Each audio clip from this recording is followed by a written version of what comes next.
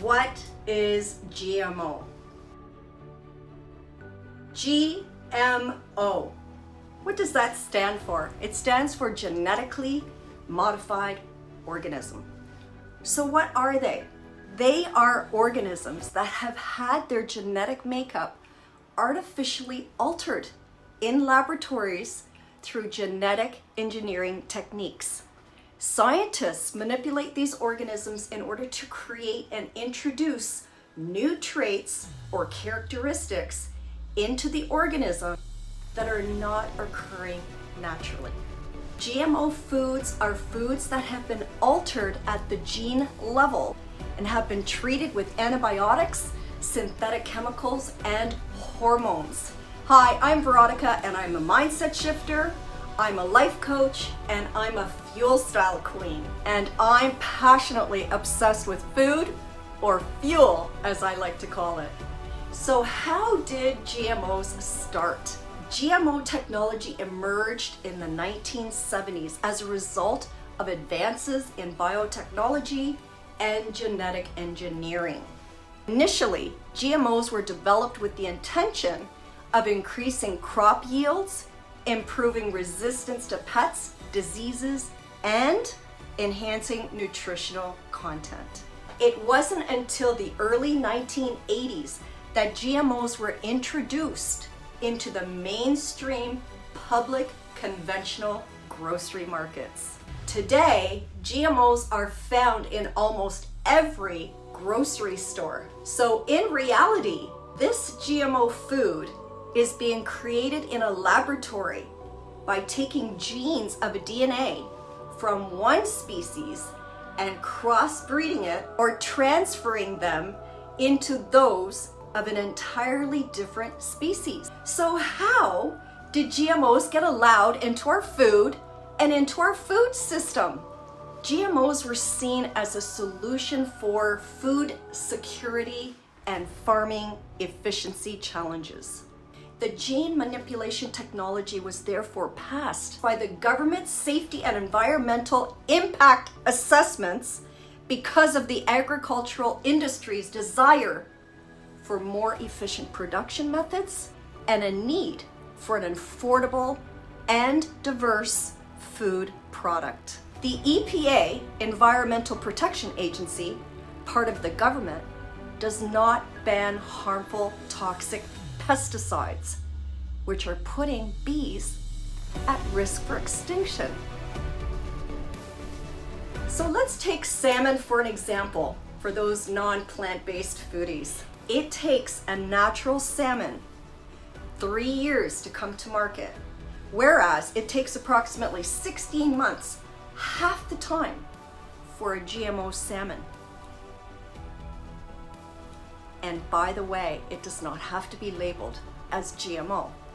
If you look at the Government of Canada's health website, it states that it has determined that the genetically modified Acu Advantage salmon is as safe and nutritious for humans and livestock as conventional salmon. Aqua Advantage is a US biotech company. Are there any health effects of consuming GMO food? The largest GMO company is Monsanto, owned by the pharmaceutical company Bayer, and they say that GMOs are safe for human consumption. However, do not mention if they are safe for insects or animals.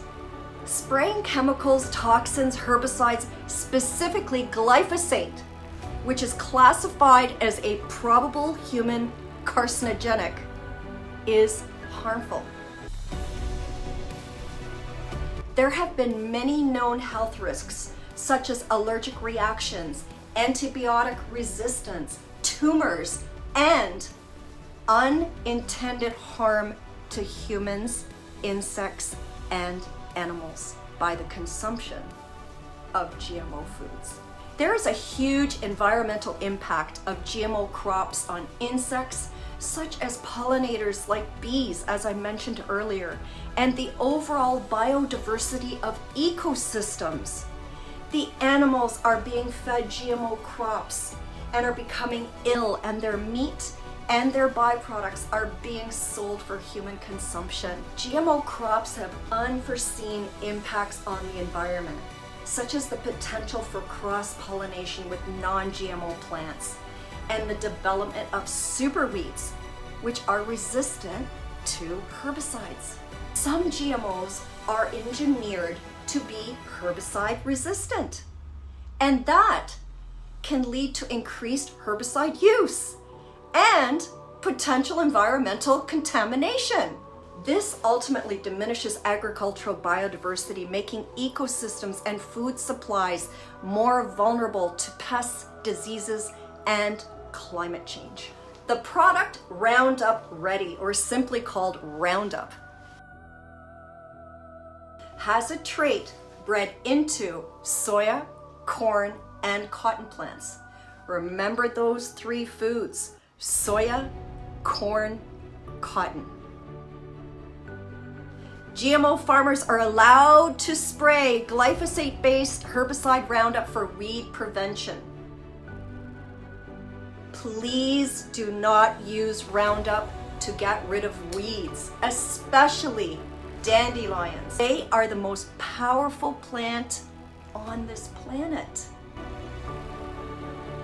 If you must get rid of weeds, use more natural ways such as mulch, hot water, salt, or just pull them out. Several countries around the world have either bans or significant restrictions on GMO farming and the sale of GMO products. Canada and the US are not on this list. Check my blog for a list of these safe countries. So what can we do about GMOs? As consumers, there are several actions that we can take to make informed choices about GMOs. Here are 5 things we can do to say no to GMO. Number 1, take time to educate ourselves about what we are consuming, especially when it comes to GMOs and their potential risks. Number 2, read books like Seeds of Deception, Genetic Roulette, written by Jeff Smith, a spokesperson on the health risks of GMOs. Number 3, support transparency in food labeling to enable consumers to identify GMO-containing products. Number 4, vote against GMOs by purchasing 100% organic food. When you spend your money on organic food, that is your vote against GMO. And number 5, buy non-GMO food by looking at the Non-GMO Project verified label. The Non-GMO Project was founded by 2 grocery stores, the National Grocery Store in Berkeley, California, and I'm proud and happy to mention my grocery store of choice for the last 25 years, the Big Carrot Natural Food Market in Toronto, where I live. I have partnered with a company that is 100% certified organic and raw plant-based.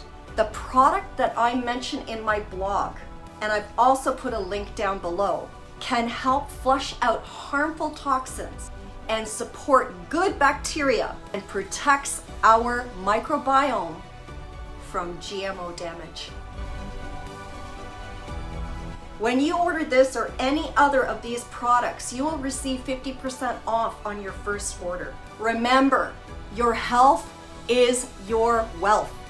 Without your health, all the money in the world will not help you. Check out my blog, the link is below, and if you like this content, please subscribe. Have a amazing day.